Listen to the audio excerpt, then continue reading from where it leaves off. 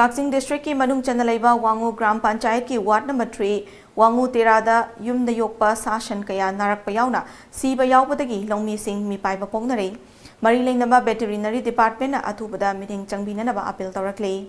Haukiba Chayol Amarom Asida Masakhang Daba Laina Layong na Narak Patagi San Kaya Matang Narak Padagi Longmi Singh na Mi Pai Bapoknaringayda Kangawdana San Namasu Sikre Hauzik Masamaki San Natuna Ladiba Sanbu Loitongbam Devena Hai Lamdam Asida Veterinary Doctor Sulaitabani Sashan Kaya Narakpada Kudong Chadaba Madi Awabakaya Mayok Natuna Ladibani Mahak Nahai Atuba Matamda Kakching District Kamari Lainaba Veterinary Department ki Makok Thongbasing Lakpiduna Longmi Singh na Yam Nawana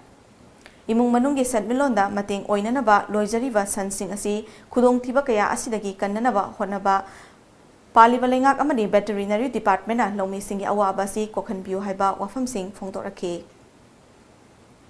Hauji Kangdana Hapta Musiki Manungda Aikoyi Ward Asida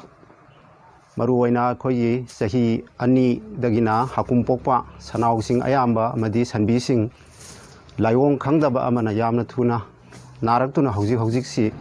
Maruwaina Salama Sui Masinini Humnigi Mamang the Secret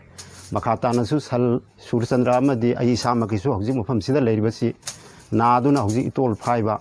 Kogi E Yauba Adugumba Amasung Kangdana Masadi Sok Taraga Hogapangam Sigumba Mayamasi Koi Salojari Longi Simia Koi Mayonaduna Hauji Lairabani Aikogi Lamasi Dadi expert Sigumba Veterinary Mari Lenaba Dr. Singh Sulejade Maramaduna Kakching District ki Manungda Laiba Veterinary Dr. Tim Singh Lakpiduna Thupada Aikogi Asigumba Laina Asidagi Konganaba